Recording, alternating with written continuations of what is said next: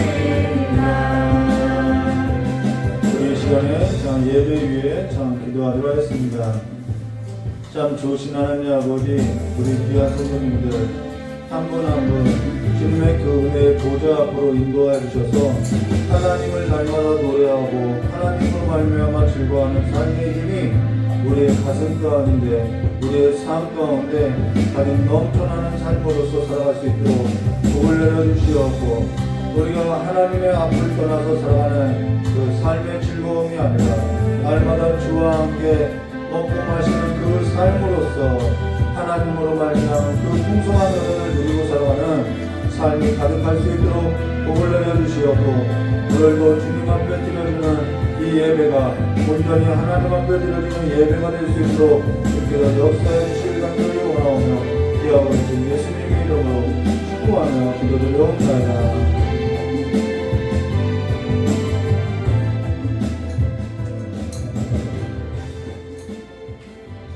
우리 다같이 사도신경 하심으로 우리 신앙 고백하도록 하겠습니다. 천명하사 천지를 만드신 하나님 아버지를 내가 믿사오며 그 우리 아들 우리 주 예수 그리스도를 믿사오니 이는 성령으로 잉태하사 동정녀 마리아에서 나시고 본디오 빌라도에게 고난을 받으사 십자가에 못 박혀 주시고 장사한 지 사흘 만에 죽은 자 가운데도 다시 살아나시며 하늘에 오르사 전능하신 하나님 우편에 앉아 계시다가 저리로서 산자와 중자를 심판하러 오시리라. 성령을 믿사오며 거룩한 공예와 성도와 새롭은 것과 죄를 사하신 것과 몸이 다해 사는 것과 영원히 사는 것을 믿사옵나이다. 아멘. 우리 찬송 한 장 부르심에 하나님 말씀 보도록 하겠습니다.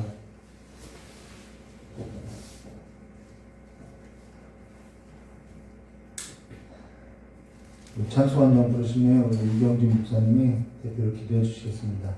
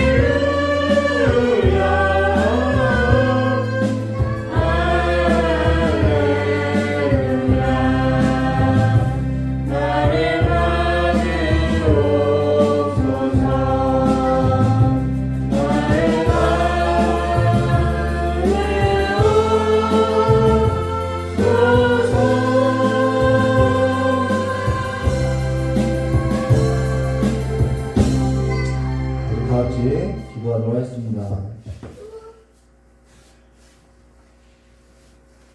우리를 죽기까지 사랑하신 좋으신 아버지 하나님, 은혜와 사랑을 진심으로 감사드립니다.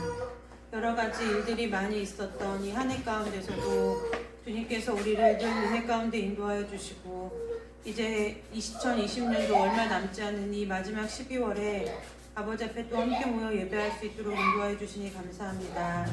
하나님 아버지, 우리의 삶에 이제는 한 해를 돌아보며 또 새로운 한 해를 바라보며 아버지, 우리 귀한 모든 성도들의 삶 가운데 참 기쁨과 평안과 감사가 넘치는 한 해가 될 수 있도록 주님 축복하여 주옵소서. 뒤를 돌아볼 때 후회와 또한 아픔과 또한 절망과 좌절보다는 한 해 동안 그 힘듦 가운데도 어려움 가운데도 우리를 여기까지 인도하신 하나님 앞에 감사할 줄 아는 성숙한 믿음들이 다 될 수 있도록 주님 축복하여 주시고, 이제 새로 시작하는 한 해의 삶도 주님께 온전히 내어 맡겨서 주님께서 이끄시는 대로 순종하며 따라갈 수 있는 믿음들이 다 될 수 있도록 주님 우리 모두를 축복하여 주시기를 간절히 원하옵나이다. 아버지, 또한 이 시간 하나님 앞에 예배를 드리며 우리가 주님 앞에 예배자로 서기를 원하오니 아버지, 이 시간 우리의 마음과 아버지 우리의 생각과 우리의 연약한 육신과 우리의 모든 것을 드릴 때 주께서 받아주시고 깨끗게 하여 주시고 새롭게 하여 주시며, 아버지, 우리가 주님 주신 그 예배자의 사명을 따라 주님께서 세우신 곳에서 주님께서 만나게 하시는 모든 사람들에게 예수 그리스도의 사랑을 전할 수 있는 은혜를 허락하여 주옵소서. 아버지, 예배 가운데 예비하신 귀한 말씀을 들고서는 우리 귀한 목사님을 축복하여 주시고, 주께서 지혜와 또한 입술의 권세를 주께서 주시고 또한 주장하여 주셔서 아버지, 우리가 그 생명의 말씀을 아멘으로 받기에 부족함이 없도록 주님 인도하여 주시고, 또 늘 하나님의 그 복음에 합당한 말씀으로 우리를 먹일 때에 아버지 필요한 모든 것들을 채워주시고 부족하고 연약한 것들을 십자가의 은혜로 덮어주셔서 우리가 그 입을 통하여 나오는 영의 양식을 먹고 우리의 다 생명이 예수 그리스도의 생명으로 다시 소생케 되는 역사가 있게 하여 주시기를 간절히 원하옵나이다. 이 시간에 함께하지 못하여 온라인으로 예배하는 우리 귀한 성도들도 있사오니 아버지, 그 성도들의 마음을 헤아려 주시고 그 마음을 위로하여 주시며 붙들어 주셔서 동일한 은혜가 있게 하여 주시고, 아버지, 우리가 날마다 주 앞에 간구하고 구하는 모든 것이 하나님 나라를 위하여 또한 우리의 삶이 더욱더 하나님 앞에 성숙한 그리스도인으로 하나님의 자녀로 설 수 있는 은혜의 기도가 될 수 있도록 주께서 우리의 모든 것을 인도하여 주시고 주장하여 주시고 다스려 주실 것을 믿고 감사드리오며 거룩하고 존귀하신 예수 그리스도의 이름으로 감사하며 기도드리옵나이다. 우리 사사기서 5장 1절부터 9절 말씀 드리겠습니다. 사사기서 5장 1절부터 9절입니다.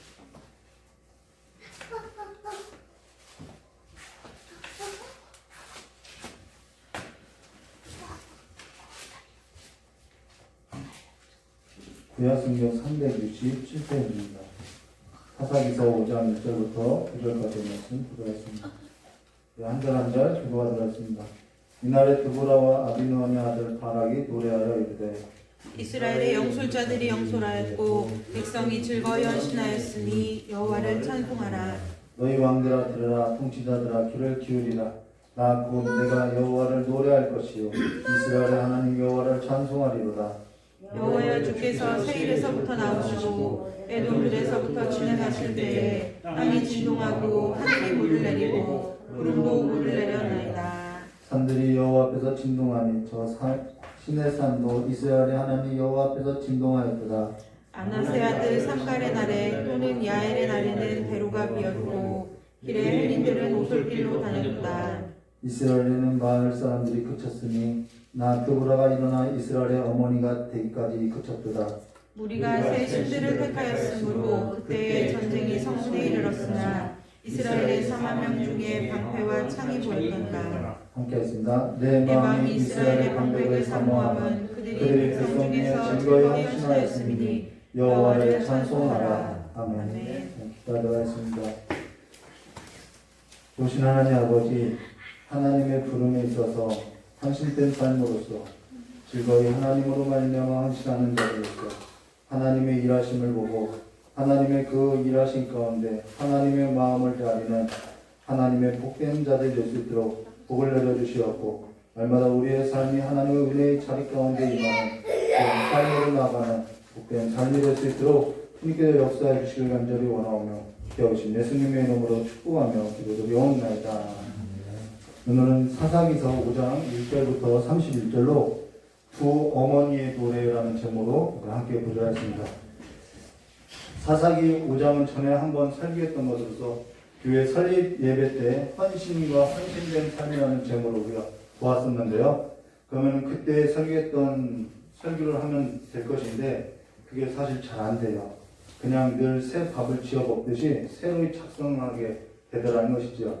물론 귀찮게 생각할 수도 있고 힘들게 생각할 수도 있으나요. 근데 좋으니까 하게 되더라는 것이죠.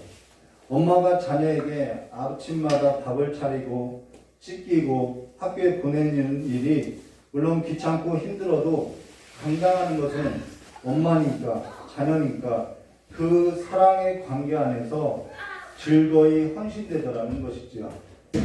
항상 헌신이라는 그 개념은 어디에 있냐면요. 어디서부터 나오냐면요. 이러한 관계 속에서부터 시작된다는 것입니다.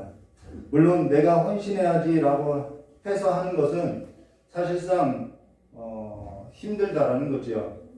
아이러니하게도 귀찮은 일에 있어서 귀찮아하지 않고 즐거이 헌신할 수 있는 것은 그 안에는 무엇이 전제되냐면요. 그들만이 가지고 있는 삶의 관계가 그들 가운데 있기 때문에 즐거이 헌신된다는 것입니다. 우리가 헌신에 있어서 그러한 의미로서 오늘 다가서는 것으로서 이 예배 시간에 사사기서 5장을 통해서 우리가 헌신에 있어서 그 의미를 좀 보도록 하겠습니다. 그러면은 우리가 사사기서 5장 1절 말씀 보시면 이렇게 말씀하죠.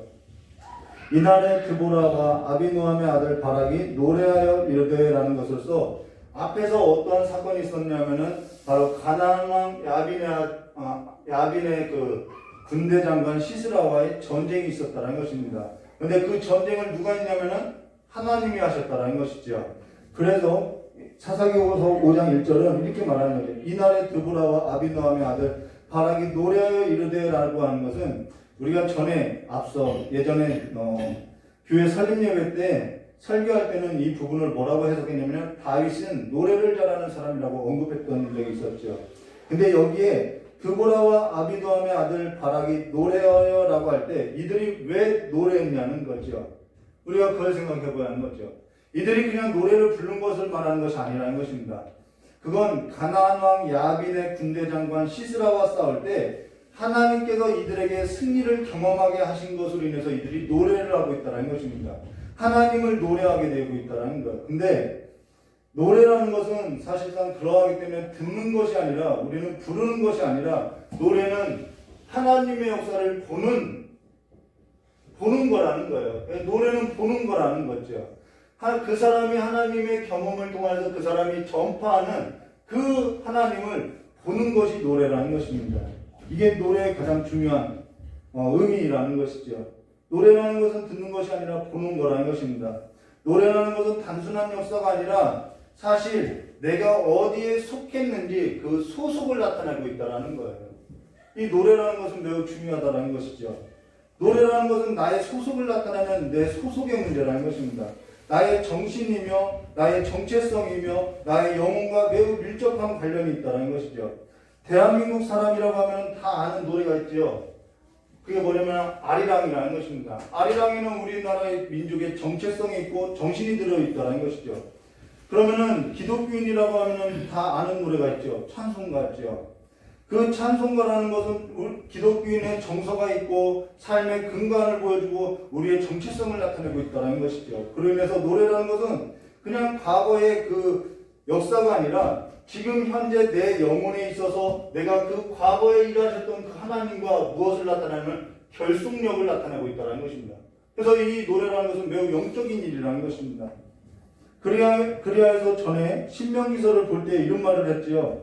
신명기서 31장 1절부터 30절에 모세가 거의 이제 끝으로 그 후대에게 남겨주는 그 끝인사가 뭐였냐면 19절 말씀 보시면 이런 말씀이 있어요. 그러므로 이제 너희는 이 노래를 써서 이스라엘 자손에게 가르쳐 그들의 입으로 부르게 하여 이 노래로 나를 위하여 이스라엘 자손들에게 증거가 되게 하라라는 것으로서 증거하라고 가르치라고 말하고 있다는 것입니다. 그러고 나서 21절에 상반전에 보면 그들이 수많은 재앙과 환난을 당할 때에 그들의 자손이 부르기를 잊지 아니한 이 노래가 그들 앞에 증인처럼 되리라라고 말하고 있다는 것이죠. 자, 노래라는 것은 무엇을 말하냐면요, 나의 정체성을 말해요. 정체성을 말하고요, 내가 어디에 소속되어 있는지 이 결속력을 나타내고 있다는 것입니다. 그래서 노래라는 것은 우리를 하나로 끈으로 묶어내는 그런 굉장히 신비적인 역할을 하고 있다는 것이죠. 그래서 노래를 가르치라고 이야기하고 있다는 것입니다.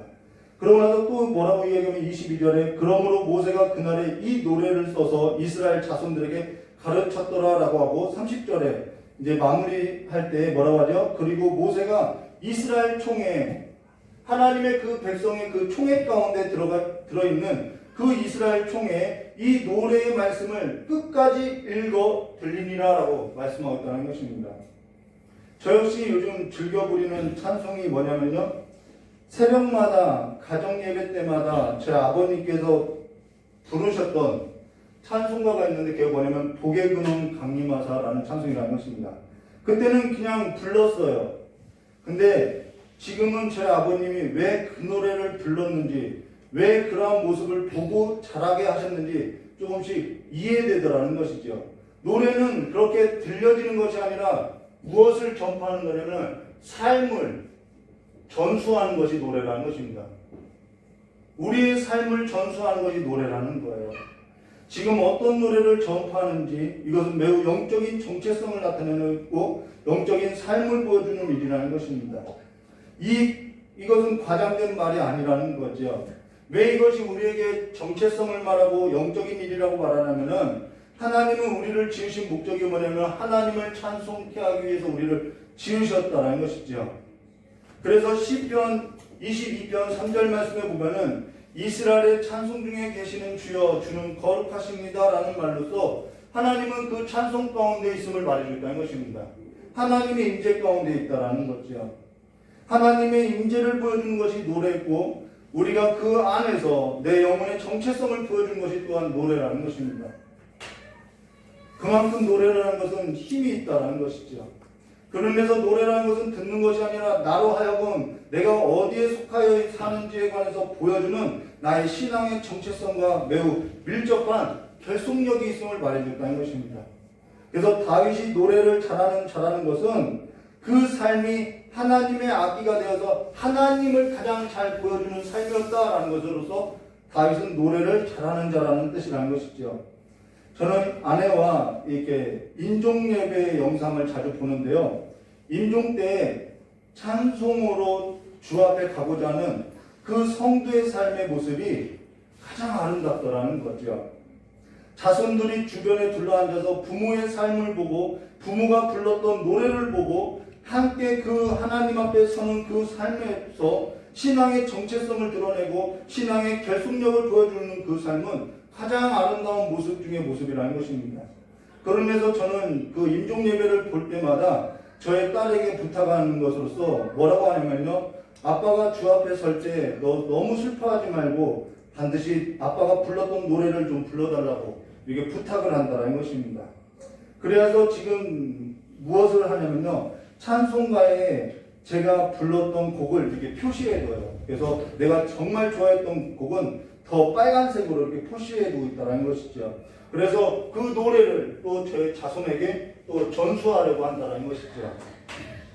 그러면서 찬송가 세 장에 이렇게 표시를 했는데요. 그러면은 이들이 불렀던 노래의 내용을 오늘 한 절 한 절 보면요, 뭐라고 이야기하냐면은 우리에게 뭔가를 전파하기 위해서 이 노래를 불렀다라는 거예요.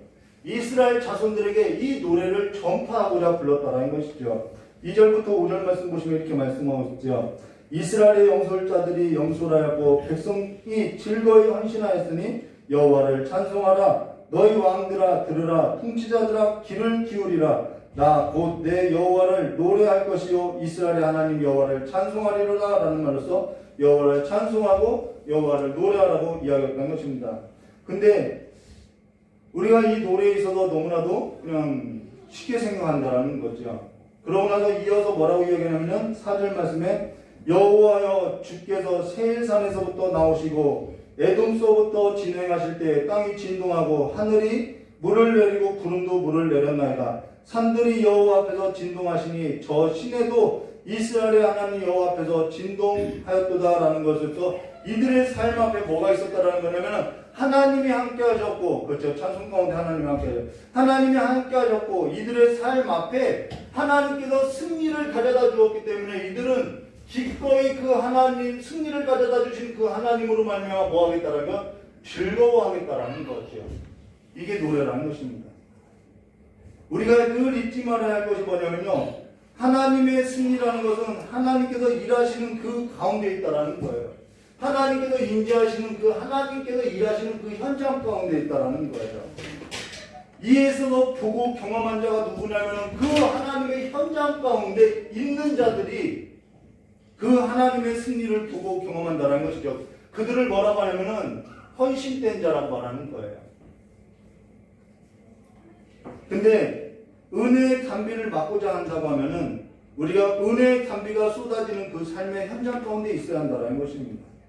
근데 내 삶에 있어서 내 삶의 현장이 은혜의 쏟아비가 쏟아지는 역사의 현장이 아니라 늘 세상 나라의 그 중심에 있다면은 우리는 볼 수 없다라는 것이죠. 근데 그러면서 우리는 뭐라고 하냐면 왜 하나님은 나에게 역사하지 않느냐라고, 이러한 승리를 가져다 주지 않느냐라고 말을 한다는 것이죠. 우리가 여기서 한 가지 볼 것이 바로 이 문제라는 거예요. 우리가 여기서 한 가지 생각해 볼 것은 뭐냐면은 성경이 말하는 도대체 복이라는 것이 뭐냐? 바로 여기서 나오는 건데요. 이 복이라는 것은요, 우리가 생각하는 것만 복이 아니라 하나님을 경험하게 되는 것이 진짜 복이다라는 거죠. 하나님께서 어떠한 일을 하실 때 그 사람들을 불러가지고 하나님의 일하심을 경험하게 한 것이 뭐라는 거예요? 복이라고 말하였다는 것입니다. 그로 인해서 야곱이 그의 삶의 끝에 복을 노래하죠. 나만큼 복받은 자가 있는 자 있으면 나보라 그라. 내 선조들의 복보다 내 복이 크다. 왜냐하면은 나는 험악한 세월 가운데서 하나님을 경험한 자로서 나만큼 하나님을 아는 자가 있으면 나보라고 하면서 복을 노래하고 있다는 것입니다.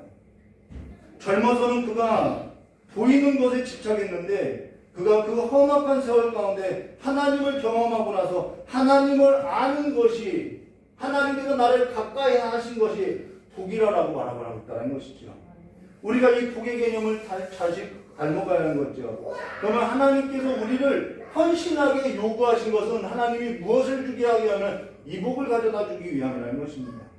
하나님의 그 일하실 때 그 일하신 가운데서 우리는 무엇을 알게 되냐면 하나님이 이렇게 일하셨구나라는 것이 아니라 왜 하나님이 여기서 이렇게 일을 하셨는지 무엇을 알게 되면 하나님의 마음이 어떠한지를 알게 된다는 거예요.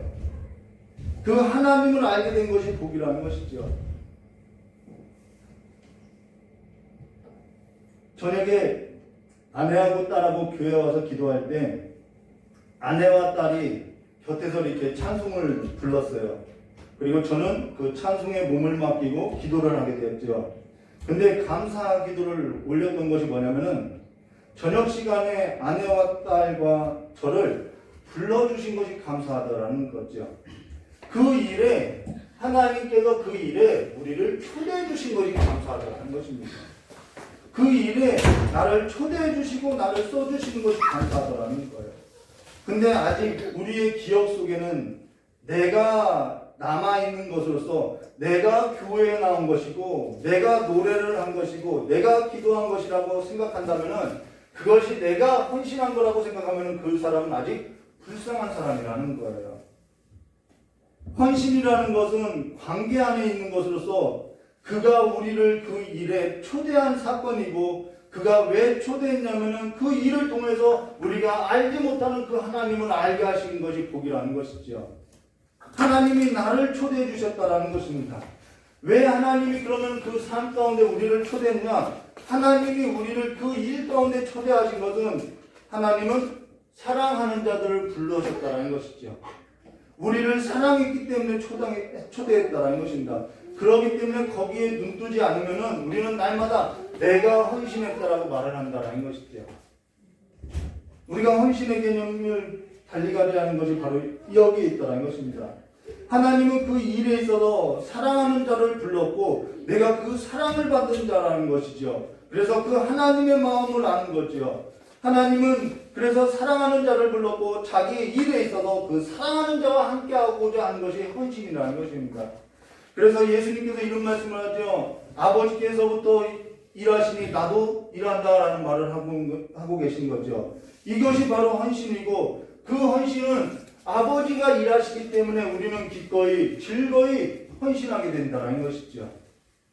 왜요? 그 일은 내가 하는 것이 아니라 하나님께서 복을 가져다 주시기 때문에 복을 보여주기 위해서 우리를 부르셨다는 것입니다.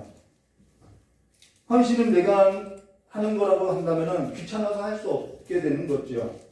근데 사랑하면 누구나 헌신하게 되어 있는 것으로서 아가서 5장 3절에 이런 말씀 있죠.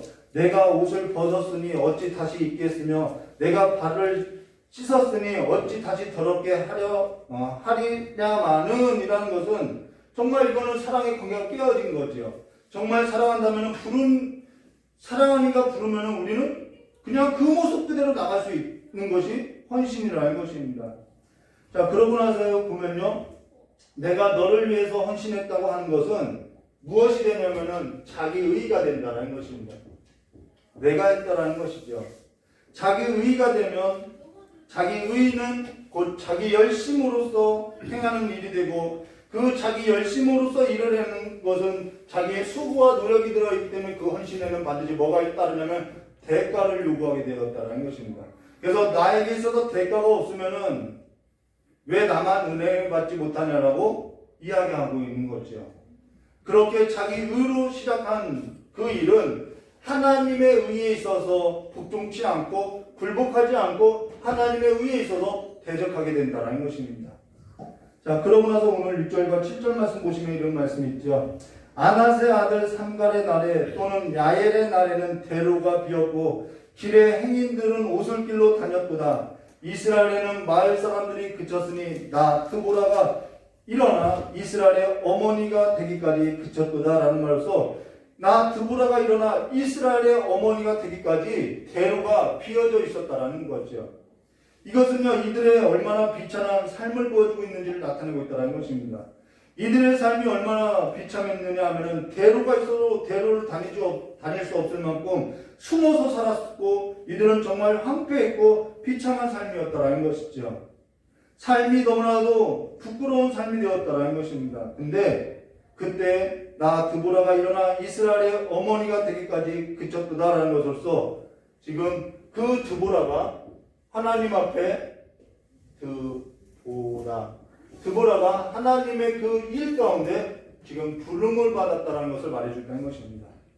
즐거이 헌신되었다는 거죠. 근데 이들의 삶이 어찌해서 황폐하게 되었고 부끄럽게 되었고 비참하게 됐느냐? 8절에 나오죠. 8절 말씀 보면 이렇게 말씀하고 있어요. 우리가 새 신들을 택하였으므로 라고 하죠. 그때 전쟁이 성문에 이르렀으나 이스라엘의 4만 명 중에 방패와 창이 보였던가라는 것으로서 이들은 여호와를 버렸고 가나안의 풍습을 따랐음을 말해준다는 것입니다. 그리고 그때 이스라엘의 4만 명 중에는 방패와 창이 보였던가라는 것은 이들에게의 삶에 있어서 이들에게는 변변한 무기 하나 없었던 것으로서 그에 반하여 가나안 왕 야빈의 군대 장관 시스라는 철병거 700대가 있었음을 말해줬다는 거예요. 근데 내게 변변한 무기가 없는 것이 문제가 아니라 우리가 하나님 앞에 등을 돌린 것이 문제라는 것입니다.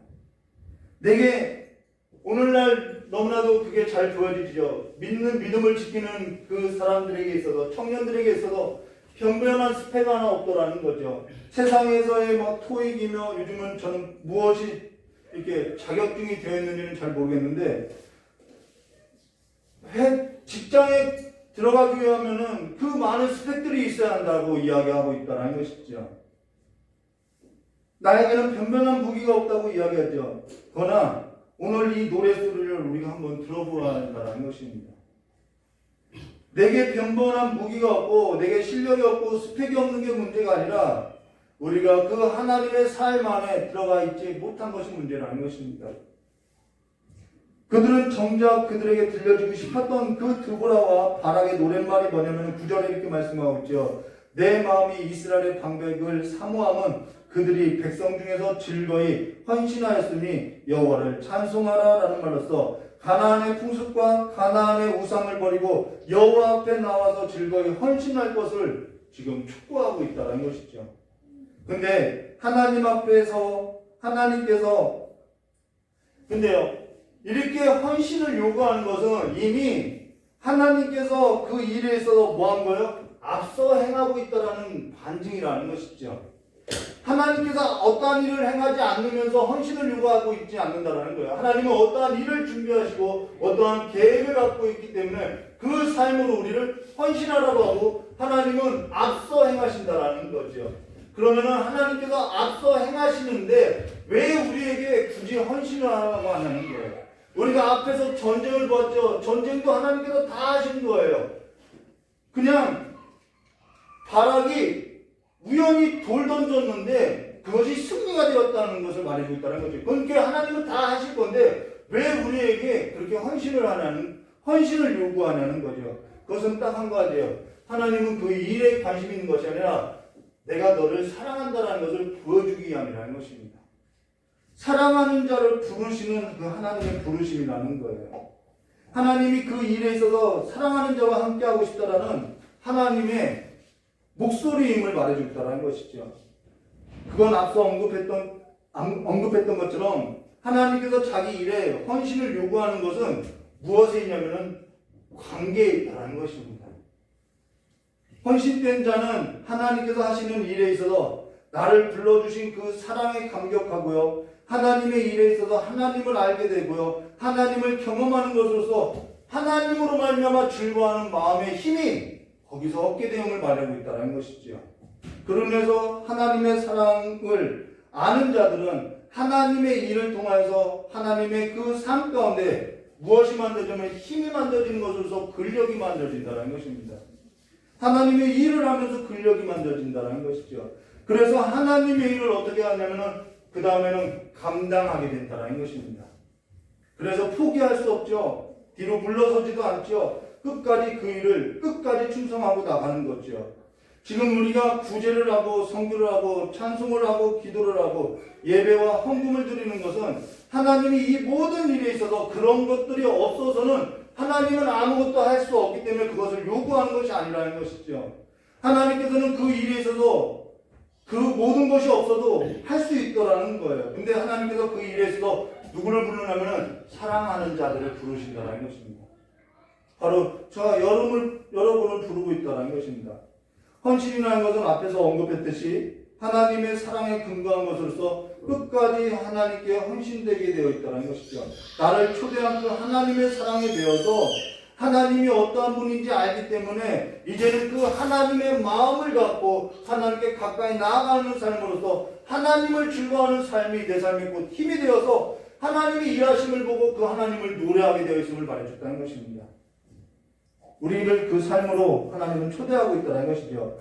복이라는 것은 눈에 보이는 것만 복이 아니라 하나님을 경험하고 하나님을 알아가는 삶이 복이 있다는 것으로서 지금 이들은 즐거이 헌신된 자들로서 하나님으로 말미암아 즐거워하고 하나님으로 말미암아 즐거워하고 노래하고 하나님의 마음을 하고 이들의 삶 가운데는 하나님께서 임재하시고 있다는 것입니다. 그들의 삶이 곧 하나님이 임재하는 현장이 되었다는 것이죠. 그러면서 내 삶이 하나님께서 연주하는 악기가 되어서 하나님의 일하심을 노래하는 삶으로서 보여지는 것이 노래라는 것입니다. 그렇게 헌신된 자들의 삶은 10절과 12절에 이렇게 말씀하죠. 흰나귀를 탄 자들, 양 탄 자들의 앉은 자들, 길에서 행하는 자들을 뭐하라? 전파하라 라는 말로서 이 노래의 삶이 전파되는 것이라는 것입니다. 근데요, 여기서 흰나귀 탄 자들, 양 탄 자들 이 말은 부한 자나 가난한 자들이나 하나님을 전파하는 삶으로 노래하라 라는 말이라는 거예요. 11절 말씀부터 보면요, 활 쏘는 자들의 소리로부터 멀리 떨어진 물 깃는 곳에서도 여호와의 공의로우신 일을 뭐라고 하면 전하라 라고 이야기죠. 이스라엘로서 마을 사람들을 위한 의로우신 일을 노래하라. 그때 여호와의 백성이 성문에 내려갔도다. 깰지어다 드보라여 깰지어다 너는 노래할지어다 일어날지어다 바락이여 아비노함의 아들이여 내가 사로잡은 자들을 끌고 갈지어다라는 것으로서 부한 자나 가난한 자나 하나님을 전파하는 삶으로서 하나님을 노래하라고 말하고 있는 것입니다. 그들의 삶에는 무엇을 노래하고 무엇을 전파하냐면요, 여호와의 공의라는 것입니다. 이것이 오늘 주제인데 너무나도 중요한 건데요. 여호와의 공의로우신 일을 전하라고 이야기했죠. 자, 여호와의 공의라는 것은 두 가지인데요. 하나는 사법적인 정의가 있고요, 회복적인 정의가 있다는 것입니다. 근데 이 회복적 정의는 뭘 말하느냐? 하나님의 마음을 말하는 거예요. 물론 사법적 정의에도 하나님의 마음이 있죠. 자, 이들은 여호와를 떠나서 가나안 풍습을 따르고 가나안 신들을 택하였다고 하면은 이들에게는 사법적 정의가 뭐냐면은 가나안 왕 야빈의 손 그 군대장관 시스라에게 넘겨서 심판하는 것이 사법적 정의라는 것입니다. 그러면 회복적 정의는 뭐냐면은 하나님의 마음이 그렇게 심판으로 끝나는 것이 아니라 그들을 구원하는 데 있다는 것이 하나님의 마음인 거죠. 하박국서 1장 2절과 4절에 이런 말씀 있죠. 여호와여 내가 부르짖어도 주께서 듣지 아니하시니 어느 때까지일까? 내가 강포로 말미암아 외쳐도 주께서 구원하지 아니하시나이까? 어찌하여 내게 죄악을 보게 하시며 폐역을 눈으로 보게 하시나이까? 겁탈과 강포가 내 앞에 또 변론과 분쟁이 일어났나이다. 이러므로 율법이 해이하고 정의가 전혀 시행되지 못하오니, 이 말은 이 사법적인 정의가 실행되는 것처럼 보이지 않다라는 거죠. 이는 악인이 의인을 에워쌌으며 정의가 굳게 행하여졌나이다 라고 지금 말하고 있는 것으로서 여호와의 율법이 실행되는 것 같지 않다라는 것입니다. 그러나 사법적 정의를 따라서 이들을 정말 가인의 야빈의 군대장관 시스라의 손에 완전히 넘겨버렸다면 완전히 이들은 끝나는 거겠죠. 하나님은 그렇게 끝내는 삶이 아니라 바로 회복적 정의가 있는 것으로서 하나님의 마음이 어떠한지 그 하나님의 마음이 들어간 것이 뭐냐면 회복적 정의라는 것입니다. 그것을 가리켜서 여호와의 공의라고 한다는 거예요. 그 여호와의 공의를 가장 잘 보여준 것이 바로 십자가의 사건이라는 것입니다. 그 일에 있어서 눈을 뜨게 된 자들이 하나님의 사랑 안에서 헌신하는 것으로서 하나님의 마음을 갖고 일어나는 거죠. 그래서 13절에 그때 남은 귀인과 백성이 내려왔고 여호와께서 나를 위하여 용사를 치시려고 내려오셨다라는 것으로서 여호와께 초대된 삶으로서 헌신된 자들이 내려왔고 그 내려옴과 함께 누가 함께 내려오냐면 여호와께서 내려오셨다라고 말하고 있다는 것입니다. 그 삶의 현장이 있음을 말해주죠. 자, 그러고 그들이 하나님의 임재 가운데 함께하는 삶으로서 헌신된 것을 보여줬는데, 자, 14절 말씀 볼게요. 14절에 에브라임에서 나온 자들은 아말렉의 뿌리 박힌 자요, 베냐민은 백성들 중에서 너를 따르는 자요, 마길에게는 명령한 자들이 내려왔고 스불론에게서는 대장군의 지팡이를 잡는 자들이 내려왔다라는 것에서 이들 모두는 다 하나님과 함께했던 사람들이라는 것입니다. 근데 여기서 에브라임에게서는 나온 자들은 아말렉의 뿌리 박힌 자요라는 것은 두 가지 해석으로 사사기서 12장 15절 말씀 보시면요, 비라돈 사람 힐렐의 아들 앗돈이 죽음에, 이게 사사지요, 에브라임 땅 아말렉 사람의 산지 비라돈에 장사되었더라라는 것이어서 여기에 에브라임 땅에 거주하는 아말렉 사람들이 있었다라고 해석하는 자가 있고요. 다른 하나는 아니다, 이 아말렉이라는 단어와 계곡이라는 단어와 비슷하기 때문에 계곡이라는 단어를 잘못 번역해서 아말렉이라고 번역한 거다라고 해석하는 사람들이 있다는 것입니다. 근데 중요한 것은 어느 것이 맞냐는 것은 사실상 모르는데 한 가지 확실한 것은 이들이 헌신했다는 것입니다. 에브라임을 말하든 에브라임 땅에 거주하는 아말렉 사람이든 이들이 하나님 앞에 헌신되었다는 것이죠. 순수 혈통이냐 순수 혈통이 아니냐가 중요한 것이 아니라 이들이 여호와의 공의로운 일에 있어서 하나님의 그 공의로운 일에 있어서 헌신했다는 것입니다. 그리고 베냐민은 백성들 중에서 너를 따른 자이고 마귀는 명령자들을 내려왔고, 이건 두 형들을 말한 거죠. 스불론은 대장군의 지팡이를 잡는 자들이 내려온 것으로서 이 대장군의 지팡이를 잡는 자라는 것은 기록자나 서기관이나 칙사들을 말한다는 것입니다. 근데 그렇게 다양한 모습으로 하나님의 그 공의로운 일에 있어서 이들이 헌신하기로 작정했다는 거죠. 그러고 나서 15절 말씀 보시면 이렇게 말씀하죠. 이사갈의 방백들은 드보라와 함께하니 이사갈 같이 바락도 그 뒤를 따라 골짜기로 달려 내려가니 그 다음 루벤 시내가에서 큰 결심이 있었구나라고 말하고 10절에도 내가 양의 우리 가운데 앉아서 목자의 피리 부는 소리를 들으면 어찌 되느냐 루벤 시내가에서 큰 결심이 있었구나라는 것을 또 두 번이나 큰 결심이 있었다라고 말하고 있죠. 자, 루벤은 큰 결심이 있었대요. 이 말은 뭐냐면요, 결심만 했다라는 것이죠. 헌신된 그 삶에 있어서 헌신하지 않고 해야 하는데 결심만 했다라는 것입니다. 그러면서 왜 그렇게 그들이 결심만 했냐면은 루벤은 요단 동편을 이미 기업으로 얻은 자들로서 이들이 요단 동편 저편을 기업으로 얻었던 것은 가축이 많아서라는 거예요. 그러면서 그들이 큰 결심을 했다는 것은 논쟁이 있었다는 것으로서 재물이 많아서 이 싸움에 참여해야 하느냐 말아야 하느냐 싸움이 있었다는 것을 큰 결심이 있었다라고 말한다는 것입니다. 근데 사실 이들의 논쟁이 하나님의 그 삶에서 그 승리를 가져다주는 삶에서도 마음이 있었다고 하면 이러한 논쟁이 됐겠냐는 거죠. 이들이 가지고 있는 그 재물에 마음이 있었기 때문에 그들이 논쟁을 했던 것으로서 하나님 앞에 헌신되지 못했다는 것입니다. 그리고 큰 결심만 하고 정작 하나님의 일에 있어서는 참여하지 않았다는 것이죠. 그들에게 아쉬울 것이 없었고 자기 일이 아니면은 자기 이익이 안 되면은 눈에 보이는 가치가 아니면은 눈에 보이는 복이 아니라면은 그들은 헌신되지 않았다는 것을 말해줬다는 것입니다. 그리고 17절에 길르앗은 요단강 저쪽에 거주하며 다는 배에 머무름이 어찌 되느냐 아셀은 해변에 앉으며 자기 항만에 거주하였다라는 것은 이들은요 여가를 즐겼다라는 거예요. 세상의 성공과 영적인 이들은 세상에 성공은 했어요. 근데 영적으로는 실패했다라는 것이죠. 지금 그 말을 하는 거예요. 자기 항만에서 임하는 돈벌이를 했다라는 거예요. 그 무역으로 인해서 돈벌이를 했다라는 것이죠. 근데요, 이들은 이 싸움으로부터 거리가 멀었던 것으로서 자기 항만에 거주했던 것으로서 나는 안전하고 나는 잘 살고 있는데 여호와의 공의로운 일에 있어서 헌신하고 거기까지 가서 내가 헌신할 이유가 있느냐 이 말이라는 것입니다. 그러면서 한 번도 여호와 일에 있어서 헌신된 삶이 없고 하나님의 그 부름에 하나님의 그 삶에 경험한 삶도 없고 그러기 때문에 하나님의 마음도 없고요. 하나님의 마음도 알지 못하고 그냥 형식의 종교만을 갖고 있다는 것이죠. 근데 18절에 이렇게 말씀하셨죠. 스불론은 죽음을 무릅쓰고 목숨을 아끼지 아니한 백성이요 납달리도 들의 높은 곳에서 그러했도다라는 것에서 그 납달리는 들의 높은 곳에서 죽음을 무릅쓰고 목숨까지 아니하였다라고 스불론과 납달리에 관해서 이야기했다는 것입니다. 저는 이 성경 말씀을 읽을 때 누가복음 14장 15절과 20절의 말씀이 떠오른 것으로서요.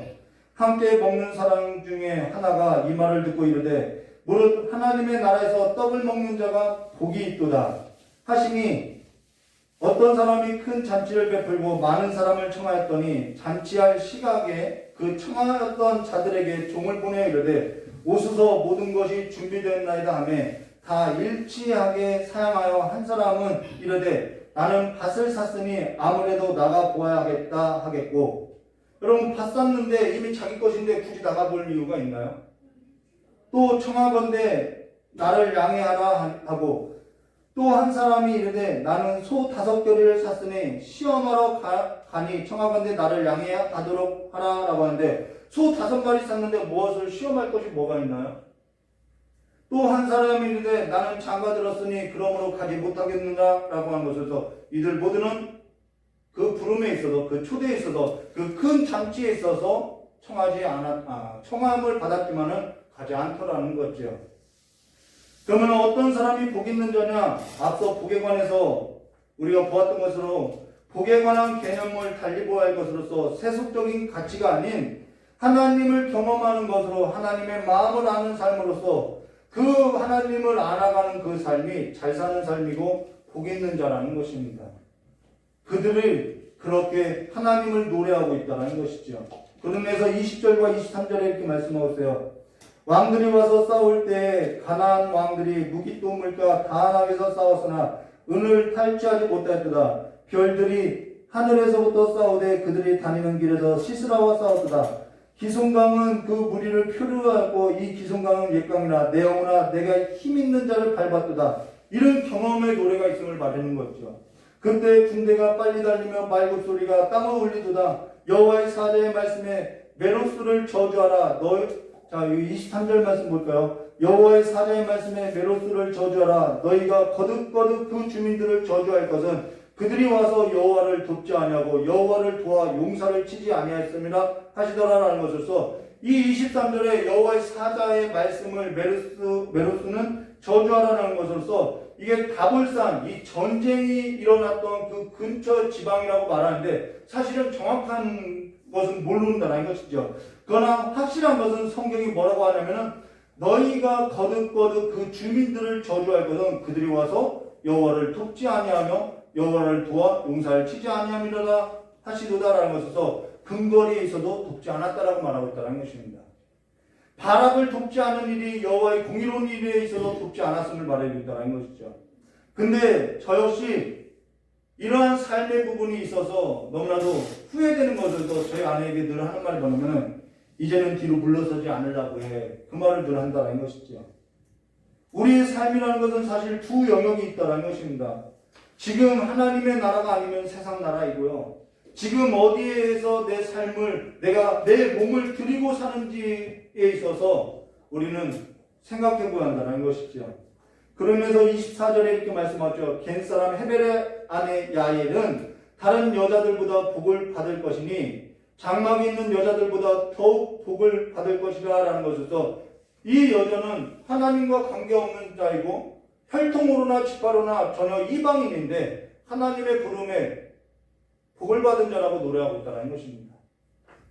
어느 혈통 어느 지파가 중요한 것이 아니라 하나님의 부르심의 그 공의로운 삶에 있어서 하나님의 그 공의로운 일에 있어서 부르실 때 거기에 헌신된 자가 복 있는 자라고 성경은 말하고 있다는 것이죠.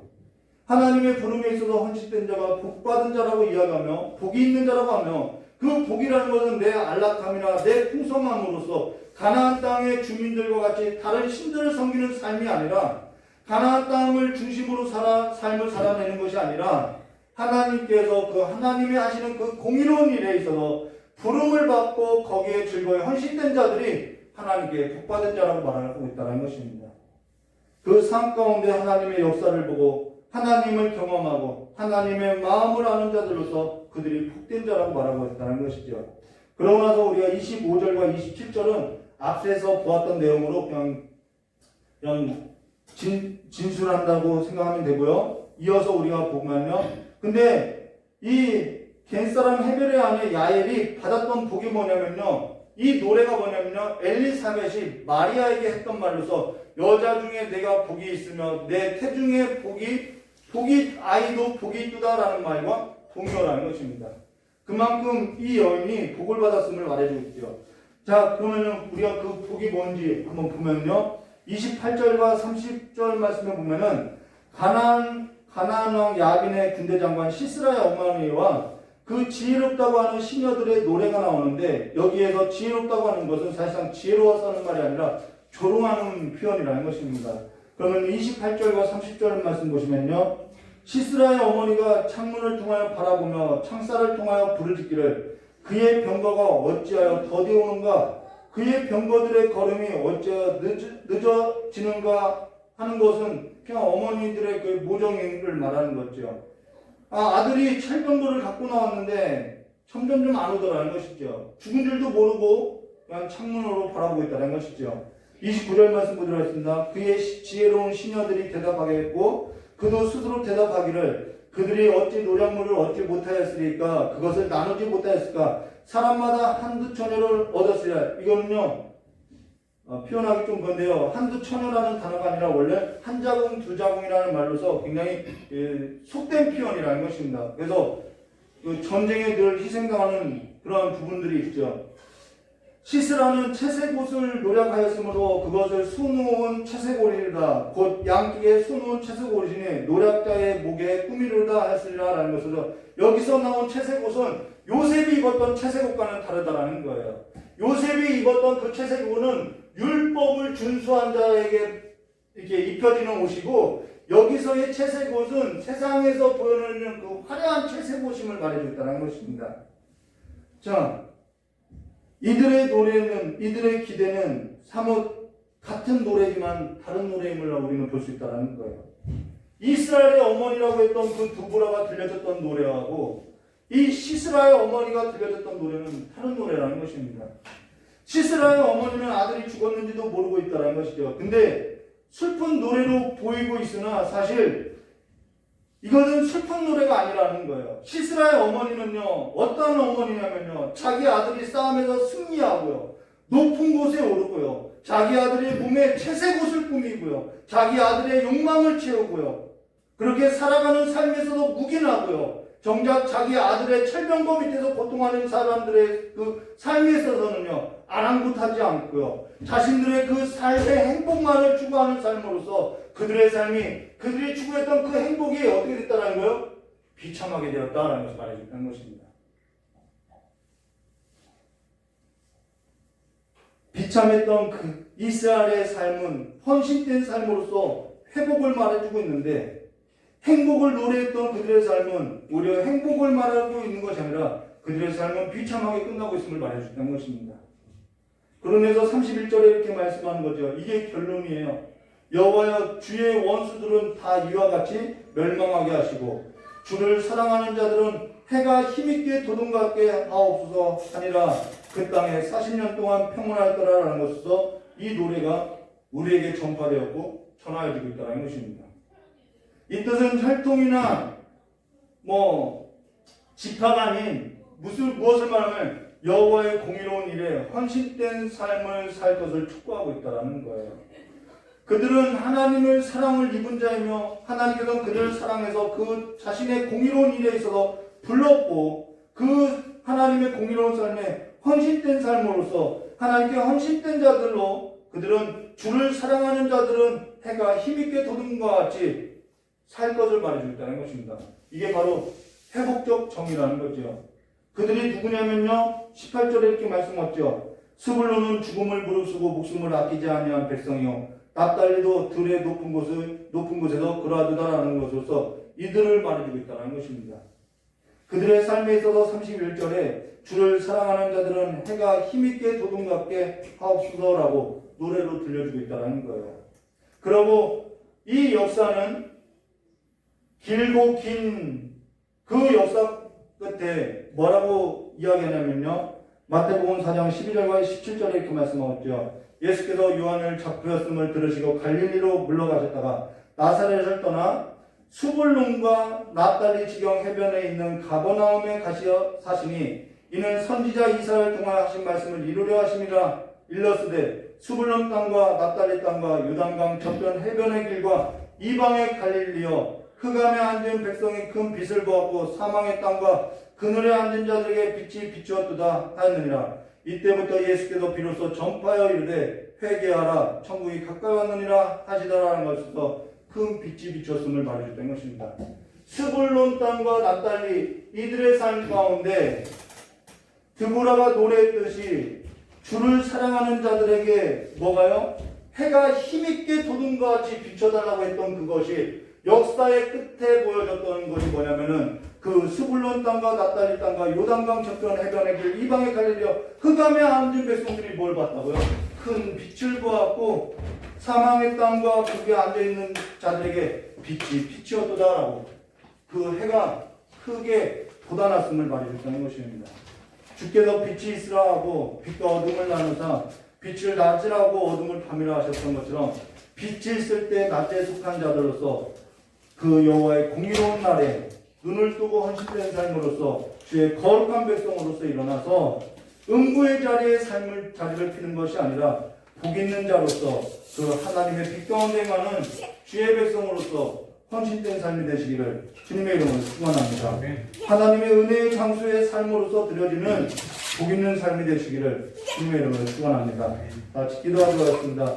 참 좋으신 하나님 아버지, 이 노래가 이제는 우리가 그냥 들려주는 노래가 아니라 내가 그 노래를 보고 나도 그 삶에 있어서 그 부름에 있어서 반응하는 자들로서 하나님의 그 부름에 있어서 헌신된 자들로서 주로 말미암아 즐거워하는 삶으로서 날마다 주와 함께 살아가는 그 회복된 삶이 우리의 삶 가운데 가득 넘쳐서 우리의 삶을 보고 또 누군가는 하나님을 노래하는 삶이 될 수 있도록 주님께서 복을 내려주시길 간절히 원하오며, 절망 끝에 있고 좌절하는 삶에 있는 내가 변변치 못하여서 내게 무기가 없어서 싸우지 못한다고 하는 그 모든 청년의 세례가 이제는 하나님의 부름 앞에 나와서 일어서는 귀한 삶이 될 수 있도록 복을 내려주시길 간절히 원하오며, 되어진 예수님의 이름으로 축복하며 기도드리옵나이다.